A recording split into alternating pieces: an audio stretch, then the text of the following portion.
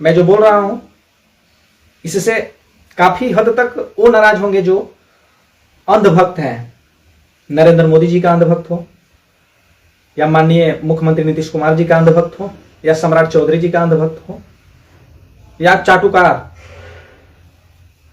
कहें तो जो किसी नेता के तलवे चाटने वाले, किसी नेता को अपने बाप मानने वाले, किसी अपने नेता को जीजा मानने वाले, ये लोग को ये मेरा जो वीडियो है, हमारी बातें हैं, बुरा लगेगा, लेकिन हमें कोई फर्क पड़ता नहीं है। हम बेबाक बोलते हैं। इतना लोग हमें जो फेसबुक पे पसंद करते हैं उसको भी हम बारंबार प्रणाम करते हैं, जो ना पसंद करते हैं उसको भी, और जो ना पसंद करते हैं उसको तो और ज्यादा।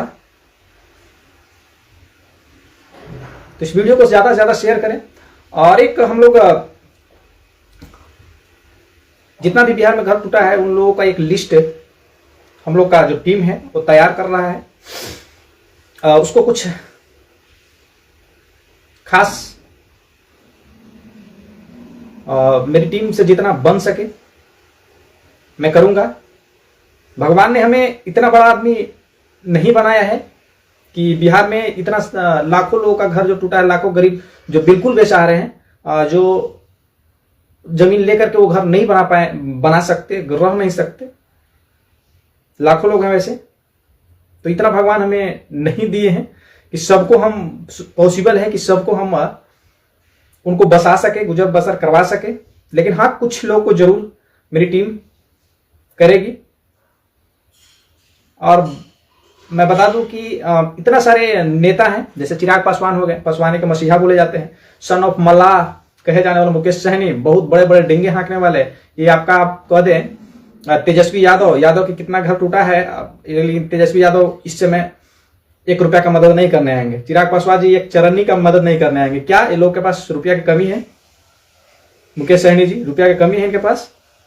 जीतनराम मांझी के कितना घर टूट रहा है, समझ में आता है? मांझी जी, जीतनराम मांझी जी, आपको समझ में आता है इतना घर आपका मांझी समाज का टूट रहा है, लेकिन आप एक चवन्नी खर्चा नहीं कर पाए?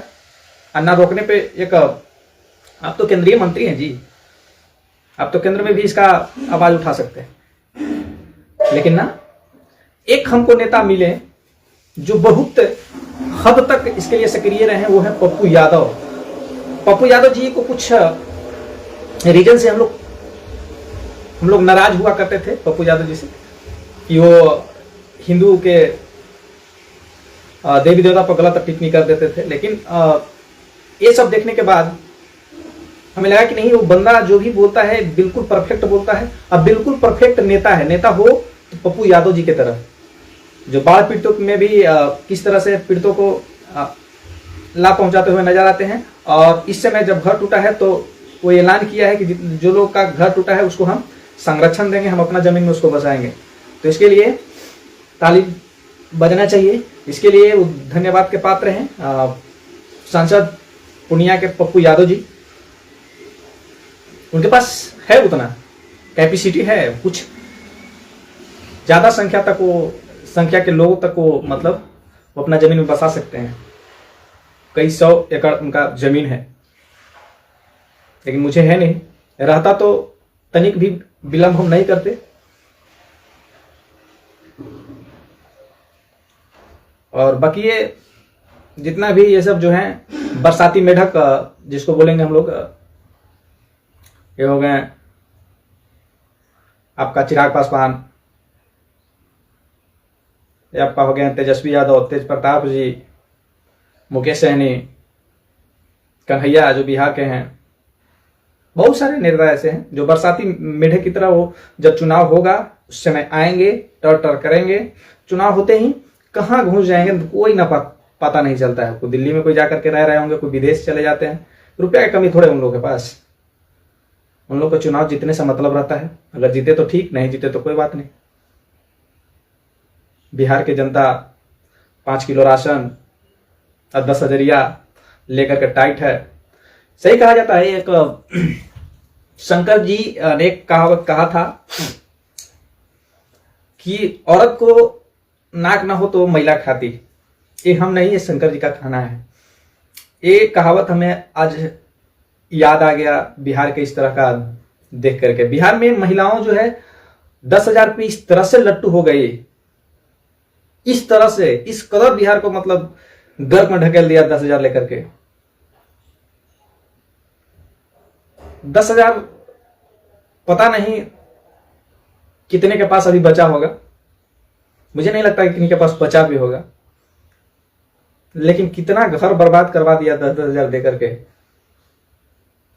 महिला खास करके।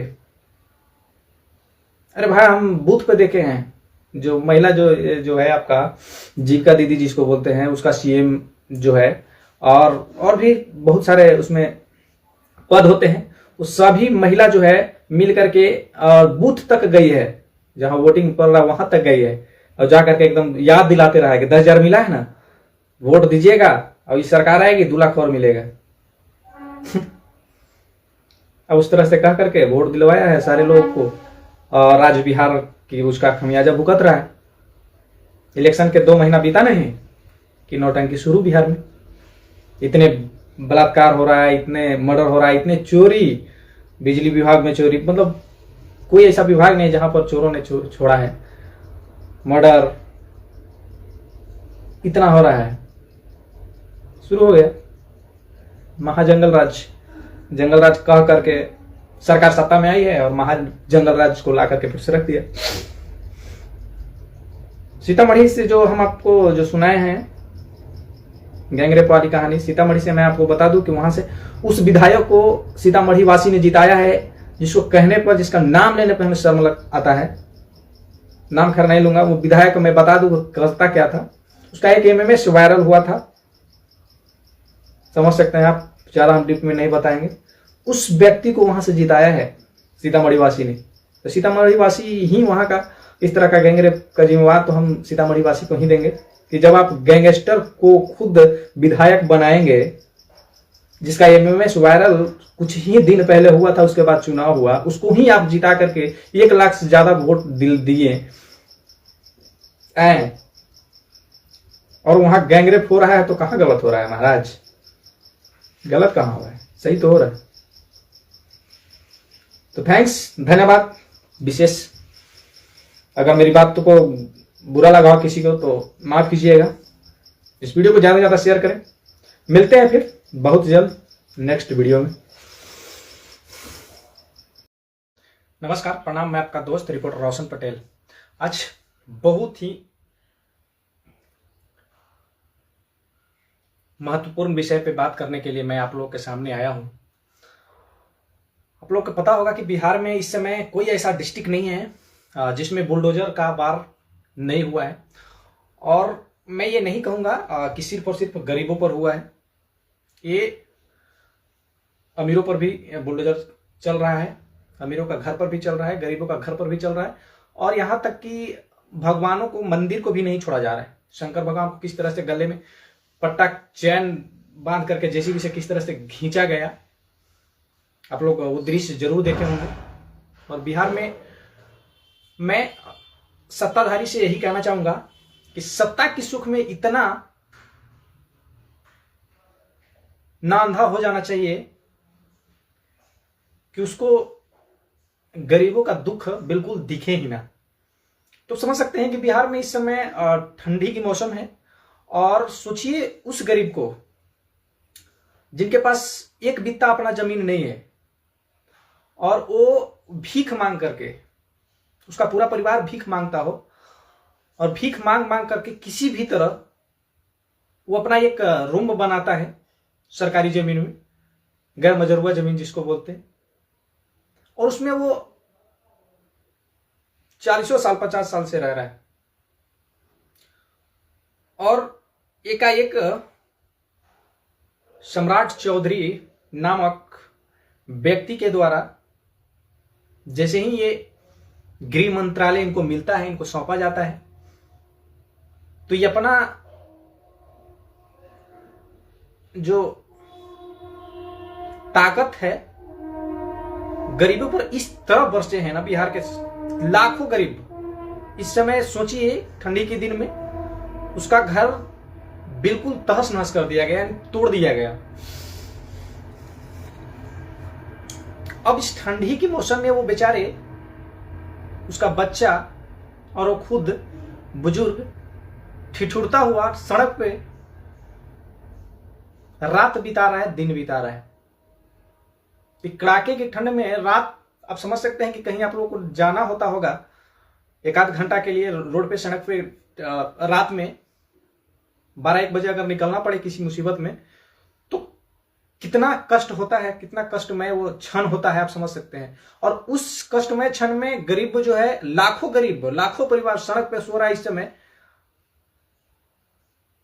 तो सिर्फ सोचकर कलेजा जो है ना फाट जाता है। लेकिन सत्ता पाने वाले, सत्ता के सुख भोग रहे सम्राट चौधरी जी सुख में इतना डूबे हुए हैं कि उनको इस तरह का दुख उनको काने तक पहुंचता ही नहीं, ना उनको आंखों तक पहुंचता है, ना वो देख पाते हैं, ना वो सुन पाते हैं। इसलिए मैं बार बार बोलता हूं कि गूंगा, अंधरा और लंगड़ा सरकार हो चुका है। ना तो कुछ कह पा रहा है, ना तो कुछ बोल पा रहा है, ना तो कुछ देख पा रहा है, ना तो कुछ सुन पाता है। सिर्फ और सिर्फ इसको एक ही चीज दिखता है, किसी भी तरह से बिहार से गरीब को ही खत्म कर दे, गरीबी नहीं, गरीब को ही खत्म कर दे। तो ये काम कीजिए ना सर। सम्राट चौधरी जी माननीय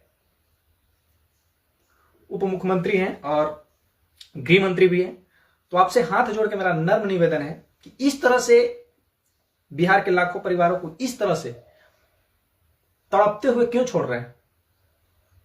सारे लोगों को गंगा जी में परवाह काहे नहीं कर देते, एक ही बार में काम खत्म। गंगा जी पटना में इतना बड़ा जो है, सबको उसमें प्रवाहित कर दीजिए, ना रहेगी बांस, ना बजेगी बसुरी। और आप बोलते हैं कि सोशल मीडिया पे धमकी देने वाले, गाली देने वाले और अभद्र भाषा का प्रयोग करने वाले को जेल में डालेंगे। तो कान खोल के सुन लीजिए मेरी बात। भले ही आपकी नजर में हम छोटे होंगे, बहुत छोटे होंगे, मायने मतलब पॉइंट में होंगे हम, लेकिन इतना कान खोल के सुन लीजिए, हिम्मत है तो मुझे कानूनन जेल में डाल के दिखाओ।